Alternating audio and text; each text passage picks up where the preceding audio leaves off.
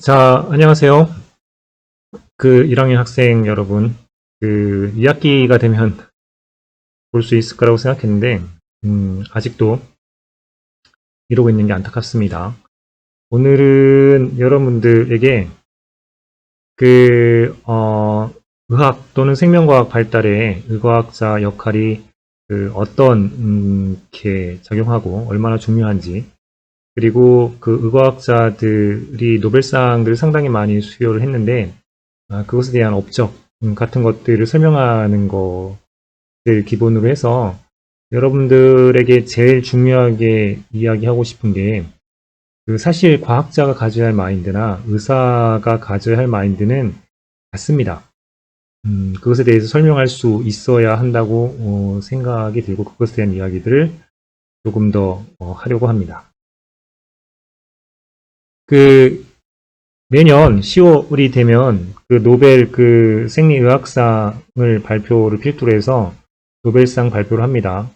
올해는 한강이라고 하는 작가가 노벨 문학상을 타서 상당히 우리나라의 문화적 역량을 인정받은 것 같아서 기쁘기도 하면서, 한편 아직까지 한 명도 노벨 생리의학상을 배출하지 못한 한국의 입장을 보게 되면 기초과학에 좀 더 역점을 기울이면 좋겠다라는 생각을 합니다. 2021년까지 노벨 생리의학상 수상자를 보게 되면 압도적으로 의사 출신이 굉장히 많습니다. 이렇기 때문에 우리나라에서는 공부를 잘해내는 친구들이 의대를 중심으로 진학을 하기 때문에 노벨 생리학상을 배출하려면 의사과학자를 키우는 것들이 필요하다라고 생각을 해서 현재 의사과학자 양성을 하는 교육과정을 의대 내에 도입하라 라고 하는 것들이 2021년부터 계속 강조가 됐고, 그리고 의대에서 그렇게 하려면 실제로 의사과학자들을 양성하는 숫자를 조금 늘려야 되지 않느냐라고 하는 것들이 간간히 얘기됐습니다. 하지만 의사 증원이라고 하는 것들이 일어나서 벌어지는 일들을 보게 되면 우리 사회에서 이런 것들의 합의, 그리고 의사 사회에서 이런 것들이 어떻게 진행되어야 되는지 합의가 아직도 여전히 부족하다라고 하는 것을 느낄 수 있습니다. 실제로 의학전문대학원 협회에서 의사과학자의 필요성들을 인지해서 예전에 이제 조사를 했던 적이 있습니다. 의대생 설문조사를 했었는데요. 의대 학장들을 선문을 했을 때 의사과학자가 수급이 상당히 부적절하다라고 하는 것들이 대다수 의견이었고, 그리고 실제로 의대생들한테 설문조사를 해보니까 연구에 참여를 했던 경험이 있느냐라는 질문에 거의 한 75% 이상이 없다라고 답을 했고요. 그리고 연구 성과물을 도출해 본 경험이 있느냐라고 했을 때 거의 85% 이상이 없다라고 답을 했습니다. 따라서 경험을 해야지 이런 부분들을 알 수 있는데, 상당히 의사, 임상 쪽으로 진출하는 거에 대한 교육, 경험, 이런 것들은 굉장히 많은 편에 비해서 상대적으로 의사과학자에 대한 경험, 그리고 그것에 대한 진출은 상당히 부족하다라는 것을 알 수 있습니다. 10만 명이라고 하는 숫자를 보시면 뭐가 생각이 나시나요? 우리나라의 의사가 되면 하루에 뭐 대충 10명 정도의 환자를 본다고 치고 1년이면 적게 잡아도 3,000명 정도의 환자를 보게 됩니다. 그런 일을 10년쯤 하게 되면 3만 명을 보겠죠. 근데 일할 수 있는 나이까지 충분히 일한다면 한 30년, 35년 정도는 일을 할 수 있으니까 의사가 된다면 이렇든 저렇든 한 10만 명 정도의 환자를 만나게 됩니다. 이 가족까지 보게 되면 거의 뭐 50만 명, 60만 명 정도에게 영향을 미치는 사람이 된다라고 하는 소리입니다. 그런 과정에서 뭐 좋은 일, 행복한 일, 기억에 남는 일, 안타까운 일, 또는 괴로운 일, 이런 여러 가지 일들이 터지게 될 것입니다. 그런 장면들 속에서 여러분들이 이런 사람들, 10만 명이라고 하는 사람들을 잘 만나내는 것으로도 굉장히 훌륭한 의사이지만, 그런 장면에서 여러분들이 고민하는 4가지 상황이 발생하면 여러분들은 과연 어떤 선택을 할 수 있을까? 한번 고민해 보고자 말씀을 드립니다. 첫 번째로 여러분들이 만날 수 있는 것은 임상의사가 과연 내 적성에 맞나? 내가 잘 해내고 있는가? 라고 하는 고민에 빠질 수 있습니다. 그런 고민에 빠졌던 사람이 이뤄낸 성과가 2012년에 노벨 생리의학상입니다. 일본의 신야 야마나카라고 하는 사람이고요. 1962년도에 출생한 사람이고, 여러분들이 이 사람이 쓴 셀 GNN 논문을 바탕으로 아마 거기에 있는 여러 실험 방법들, 이것들을 아마 지금 교육과정 내에서 공부하고 있을 겁니다. 이 사람이 했던 것은 세포가 완전히 분화된 것들을 분화되기 전 단계인 줄기세포 형태로 바꿀 수 있는가에 대한 연구들을 했었고, 이제 그것들을 위해서 4가지 팩터들을 발견을 하게 되죠.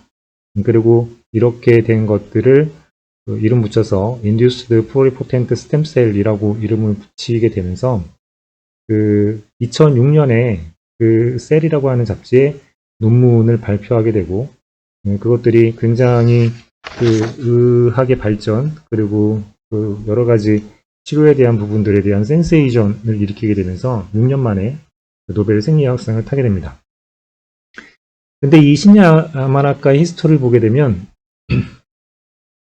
여러분들이 익히 의대에 진학하는 왜 진학했냐 질문에 답하는 것들 중에 많은 숫자 중에 하나인데, 이분도 똑같습니다. 중고때 유도를 했고 골절이 많았고 정형외과 의사들을 만나니까 자기도 그런 친절한 의사와 같이 정형외과 의사가 되고 싶어서 의대에 진학을 합니다.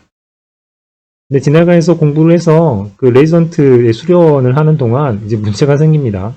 야마나카라고 하는 별명을 얻게 되는데, 다른 사람들은 30분, 40분 내에 수술을 한다면 이 야마나카 같은 경우에는 2시간, 2시간 30분 이런 식으로 2배, 3배 이상 걸리는 수술 스킬을 보여주어서 걸림돌이라고 동료들한테 했고, 스스로는 내가 과연 정형외과 의사로 잘 성장할 수 있을까에 대한 괴로움에 빠져서 이제 진로를 바꾸는 결정을 합니다. 그래서 양리학과정에 입학을 했고, 이때에는 이 사람이 좀 세심하고 꼼꼼하게 살피는 그런 성격들이 외과 의사에서는 좀 부족한 측면으로 걸림돌이 됐었는데, 오히려 기초의학 연구자 입장에서는 굉장히 탁월한 역량들을 발휘해내서 연구에 큰 업적들을 내는 상황을 얻게 됩니다. 여러분들도 임상의사만이 의과대학을 졸업해서 전부인명 살고 있는 사람들은 살고 있지만, 여러분들이 잘 해낼 수 있는, 그리고 재미있을 수 있는 일들을 한번 생각해 보시기 바라고, 야마나카 신야가 노벨 생리학상을 받은 결정적이라고 하게 되면 여러분들 재밌으라고 말씀드리는 건데, 양리학을 전공하는 게 필요하고, 만약에 여러분 기초 양리학을 전공하셨다면 언제든 찾아오시기 바랍니다. 지금은 책이 안 나오고 있는데, 혹시 책을 보고 싶으시면 저한테 오시면 빌려드릴 겁니다. 이 사람 책에 이런 말들이 쓰여 있더군요. 기초연구를 시작한 후에 힘들었던 게, 누군가한테 내가 도움을 주고 있는가? 이런 것들이 회의가 들어서 힘들었다고 합니다. 그런데 그때 이제 의사로 돌아가고 싶었는데 지금은 아니라고 합니다. 왜냐하면 의사로 돌아간다 하더라도 그때 이제 만났던 분들의 병을 낫게 하지는 않을 테니까 라는 말이 쓰여 있고, 그리고 이 야마나카의 아버지도 야마나카 의사가 된 거를 기뻐하면서 돌아가셨다고 하고, 그리고 의사라는 것에 대한 자긍심을 지금도 가지고 있다고 합니다. 그리고 마지막 순간에 그 아버지를 만나기 전에 본인이 연구했던 iPS 세포가 의학의 발달에 또는 누군가한테 도움을 주는 것에 도움이 됐으면 좋겠다라는 생각을 가지고 일을 하고 있는 사람입니다. 여러분들은 과연 의사의 길을 가면서 그리고 뭐 인턴 내지는 수련을 받게 되면서 이와 같은 고민을 한 번쯤 하시게 될 겁니다. 하지만 임상의학을 전공하든 기초의학을 전공하든 의사가 되고 싶어하는 사람 마음 속에는 누군가한테 도움을 주고 싶다라고 하는 것들이 기본 바탕일 거라고 생각이 듭니다. 그리고 두 번째는 여러분들이 그 의학 생활들을 하게 되면서 부조리하고 만나는 경우가 생길 수가 있습니다. 그런 경우에 이제 과연 여러분들은 어떤 선택을 할 것인가 한번 생각을 해 보시기 바랍니다. 잠깐 뉴스를 보여드리겠습니다. 다양한 분야의 과학 이슈를 과학 기자의 시각으로 집중 분석하는 사이언스 취재파의 시간입니다. 네, 오늘은 양우영 기자와 함께합니다. 네, 어서 오세요. 안녕하세요. 네, 어떤 소식을 알아볼까요? 네, 이 치매의 대부분을 차지하는 알츠하이머 치매는 사실은 아주 정확한 발병 원인은 아직 밝혀지진 않았는데요. 네. 다만 과학계에서는 이 알츠하이머의 발병 원인으로 아밀로이드 가설이라는 게 있습니다. 현재 대부분의 알츠하이머 관련 연구와 치료제가 이 아밀로이드 가설에 기반을 하고 있다고 해도 과언이 아닌데요. 네. 그런데 지난 16년 동안 알츠하이머 발병 원리로 알려져 있던 아주 주요한 연구 논문 하나가 최근 조작됐다는 의혹이 제기됐습니다. 오늘 이와 관련해서 자세히 알아보겠습니다. 예. 알츠하이머 치매 치료 연구의 근간부터 흔들릴 수 있는 아주 큰일인 것 같은데 정말 큰 충격을 주고 있습니다. 우선 조작 의혹이 제기된 논문이 어떤 건지부터 알려주시죠. 네, 의혹이 제기된 논문은 지난 2006년에 발표된 거고요. 미국 미네소타 대학 연구팀이 세계적인 국제학술지죠. 네이처에 발표한 논문입니다. 네. 이 논문의 제목은 뇌의 특정 아밀로이드 베타 단백질이 기억력을 손상시킨다 이건데요. 이 어린 쥐에게 주입을 했을 때 알츠하이머를 유발하는 특정 단백질 아밀로이드 베타 스타 56이라는 단백질을 발견했다는 내용입니다. 이 당시 네이처는 이 연구 논문의 내용이 굉장히 중요하다고 보고 알츠하이머를 일으키는 스타 용의자를 발견했다 이렇게 평가를 하기도 했어요.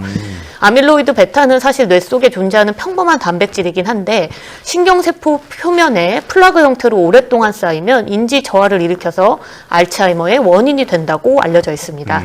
이 논문이 발표된 이후 세계 각국의 연구자들에게 이 논문이 인용이 되면서 알츠하이머의 발병 원리로 아밀로이드 가설이라는 게 생긴 거고요. 네. 지금까지 2270건이 인용이 됐는데 알츠하이머 논문 중 가장 많이 인용된 논문 중에 하나이기도 합니다.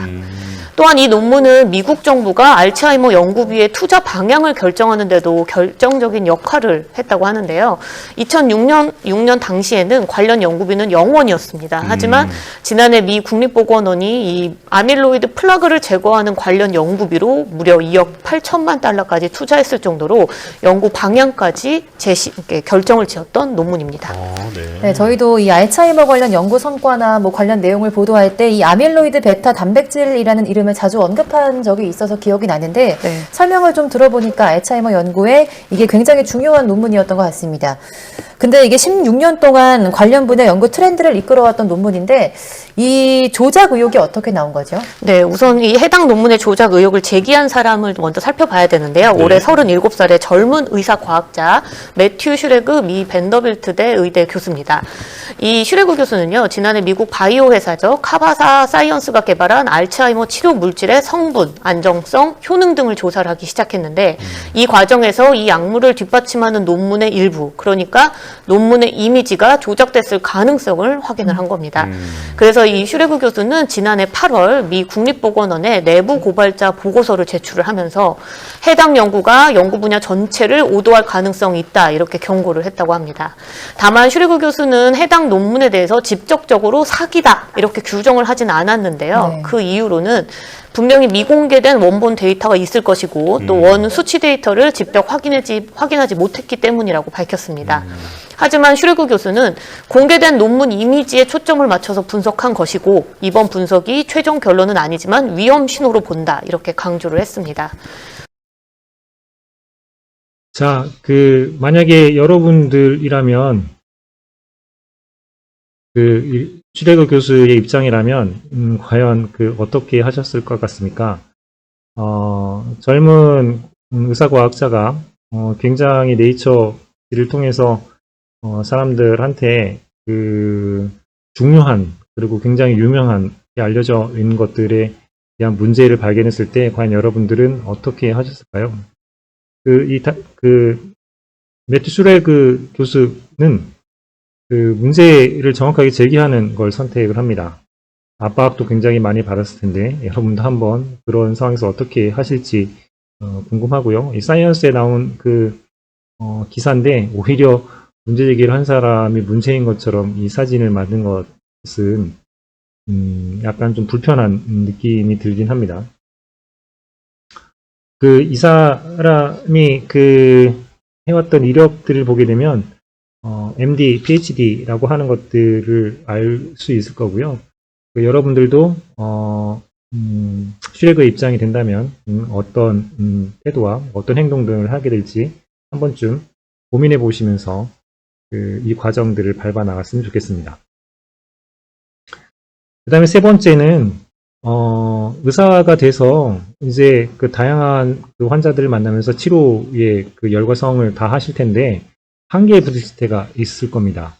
과연 내가 알고 있는 의학, 지식, 그리고 현재 최신의 의료라고 하는 것의 발전이 과연 내가 만난 내 앞에 있는 이 환자를 치료할 수 있나? 지금 현재 방법으로는 불충분하다라는 지점에 만나면 여러분들은 어떤 선택을 하실 건가요? 그런 지점에 만났던 이 사인이라고 하는 이 사람이 했던 방법들은 무엇이었냐면 암 환자를 치료를 계속 하는데 이게 충분하지 않다라고 하는 사실을 좌절을 해서 창업을 하게 됩니다. 그래서 그런 창업을 통해서 좀 더 효과적인 치료 방법 그리고 치료제 이런 것들을 개발하려고 엄청난 노력들을 하는 것에 투신을 하게 되죠. 이 사인이라고 하는 이 사람은 튀르키예에 있는 출신으로 4살 때 이제 독일을 이민 가고 켈른대학 의과대학에서 암면역학을 전공한 사람이고요. 그리고 하고 결혼은 2002년도에 튜레지라고 하는 사람하고 결혼을 했는데 이 튜레지도 마찬가지로 의사입니다. 이 두 사람이 같이 이제 함께 프로젝트를 하게 되면서 바이오엔텍이라고 하는 것을 창립을 하게 되고 여기서 여러 가지 암 면역학을 바탕으로 암을 치료할 수 있는 백신에 대한 연구들을 하게 됩니다. 근데 백신에 대한 연구의 성과물 중에 하나가 여러분이 이미 알고 있는 메신저 RNA를 기반으로 한 백신을 개발을 하게 되고요. 화이자에 대한 백신이 이것을 기반으로 해서 만들어지게 됩니다. 그리고 여러분들이 이 메신저 RNA 백신도 2023년 작년이죠. 작년에 이제 노벨 생리의학상을 탔다는 걸 알 수 있을 거고요.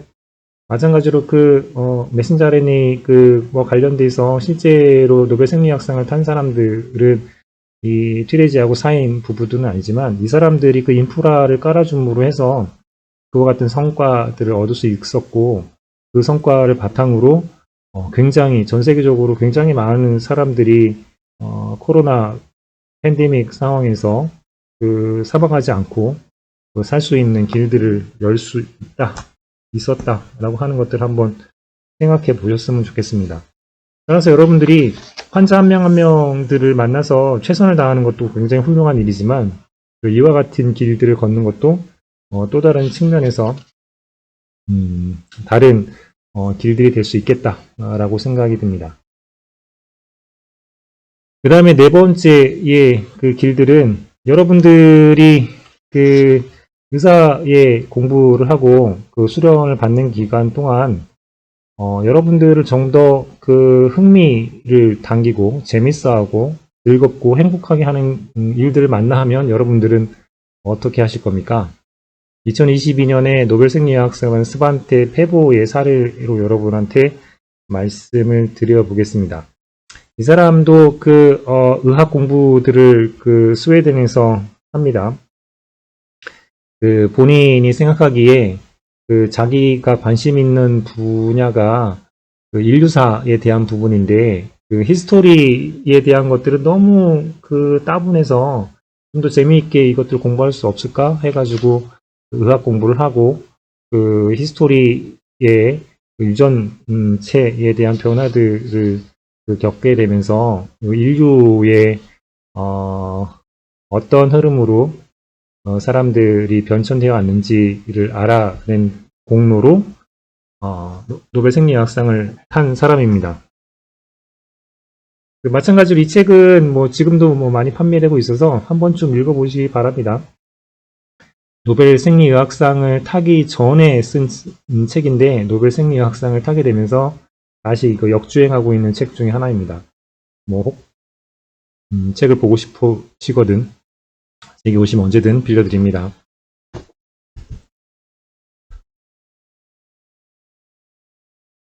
이분이 한 일들을 보면 인류가 지금 호모사피엔스만 살아남아 있지만 중간중간에 멸종이 비록 됐지만 네안데르탈인의 유전자 그리고 데니소바인의 유전자들이 우리 현재 인류의 일부 포함되어 있고, 그것들이 어떻게 만났는가, 그리고 그것들이 어떻게 지역 전체적으로 변했는가에 대한 것들을 연구를 해서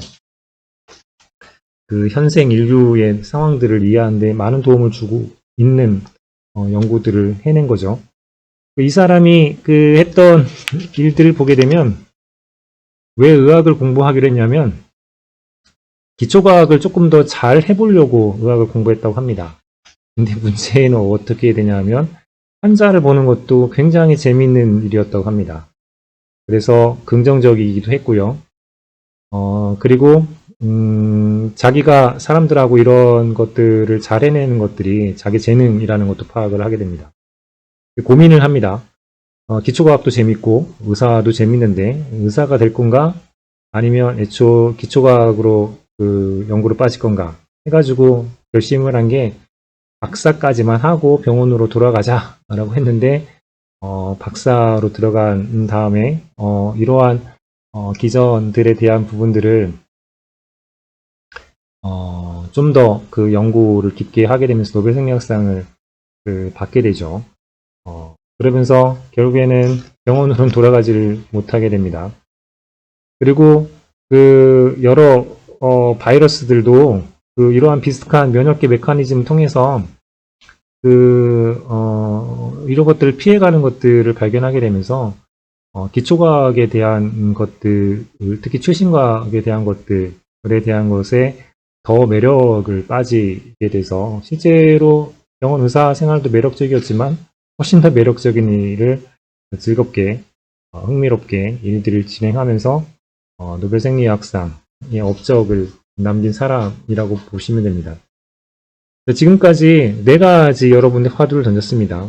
만약 여러분들의 재능에 잘 맞지 않는 일이라면, 의사 일이, 또는 의사 일을 하면서 여러 부조리한 장면들을 만난다면, 그리고 여러분들이 의사 일을 하면서 의학의 한계를 느낀다면, 그리고 여러분들이 의사 일을 하면서 좀 더 흥미롭고 재미있는 일을 만난다면, 여러분들은 그 지점에서 어떤 선택들을 하실 건가 한 번쯤 생각해 보시라고 화두를 던졌습니다. 우리나라의 그런 장면들 중에 가습기 살균제 아직도 법정 판정이 진행되고 있고 아직도 고통으로 이제 시달리고 있는 사람들이 굉장히 많은 상태입니다. 그것들이 경과를 보게 되면 2011년에 서울 아산병원에 산모 6명이 폐섬유화로 입원하게 됩니다. 여러분들은 이런 장면을 만나면 어떤 선택을 하실 건가요? 이때 호흡기 또는 이 산부인과에 계셨던 분들, 그리고 중환자실로 옮겨서 그 환자를 만났던 의사분들은 원인 구명이 필요하겠다. 내가 잘 모르는 일이다. 그래서 질병학회 보고를 하고 원인 규명을 위한 역학조사를 실시하게 됩니다. 그런 역학조사 결과 그 문제를 발견하게 되죠. 가습기에 사용한 살균제가 문제이고, 그리고 이런 그 문제들에 대한 파악들을 해서 2012년도부터는 살균제의 사용들을 중단을 시키는 일들을 하게 되죠. 그 결과 더 후속적인 부분에서 피해가 줄어들 수 있는 부분들이긴 하지만, 실제로 그 히스토리를 더 살펴보게 되면 11년에 아산병원 산부인과에 오기 전에 2006년도에 아산병원 소아에서도 비슷한 상황들을 만났던 적이 있습니다. 그 당시에 만났던 의사분들은 연구를 진행합니다. 무슨 이유 때문에 이런 일이 발생했을까? 여러분들이 어떤 자리에서 이렇게 케이스에 대한 연구를 진행할 수도 있고, 또는 그 빠르게 역학조사에 대한 판단들을 할 수 있을 겁니다.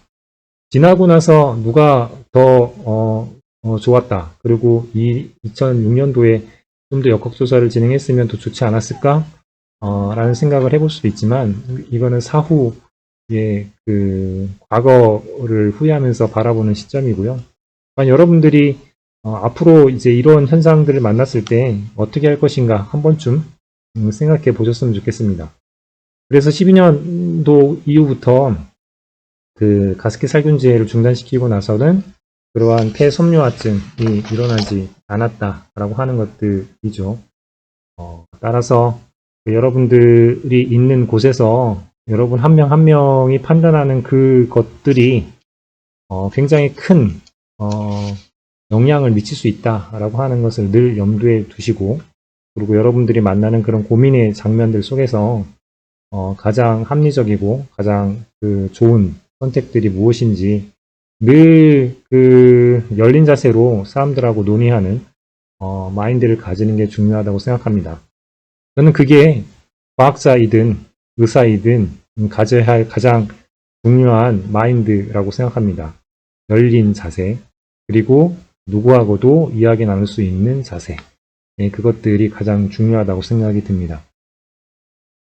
그런 것들을 하기 위해서 제가 그 여러 학생들하고 의사과학자와 관련되어 있는 마인드와 그런 것들을 키우기 위한 노력들을 해왔습니다. 여러분들하고 해봤더니 그 일들을 굉장히 잘 해내서 그 논문들에 대한 성과들을 얻게 됐고요. 지금 현재 그 교수로 재직하고 있는 사람도 있고, 그리고 여러 가지 여러분들을 선배들이기 때문에 다양한 곳에서 만나게 될 것입니다. 네, 이와 같은 일들을 했고요. 그래서 여러분들이 끊이지 않고 관심을 가지고 관련된 일들을 진행을 했으면 좋겠습니다. 2022년에 한국의 의사상이라고 하는 것들을 그 대한의사협회를 중심으로 해서 개정되고 발표를 다시 했었는데요. 이때에도 가져야 될 그 퍼스널 그 역량 중에 하나가 연구입니다. 연구 파트에서 의사라면 어떤 역량을 가져야 되는지 한 번만 읽어보도록 하겠습니다. 의사는 의학 연구의 과학적 원칙과 방법을 이해해야 됩니다. 의사는 진료 과정에 발생한 자료를 체계적으로 수집, 통합, 분석해서 의학 지식의 창출과 보급에 기여해야 합니다. 이런 과정들을 잘 해낸 게 가습기 살균제의 그 역학조사를 담당하고 그것들이 필요하다고 했던 의사분들이라고 생각이 들고요. 그리고 의사는 기존의 의학 연구 결과를 체계적 분석과 활용을 해야 됩니다. 부조리를 얘기했던 슈레거가 이런 일들을 해낸 거죠. 그리고 의사는 의학 연구를 할 때 관련 윤리, 원칙과 지침들을 준수한다. 라고 하는 역량들을 가져야 된다라고 이야기를 하고 있습니다. 한 번쯤 여러분이 쓴 자리에서 의대에 진학한 이유, 그리고 의사의 공부를 어떻게 해 나가려고 하는지, 그리고 의사가 된 이후에 어떤 의사의 삶을 살려고 하는지 한 번쯤 고민하는 계기가 되었으면 좋겠습니다. 이상으로 마치겠습니다. 그리고 언제든 그 이메일로라도, 그리고 제 방에 오셔서 책을 빌려가기 위해서라도 그리고 언제든 저와 대화를 하고 싶으시면 오시기 바랍니다. 고생하셨습니다.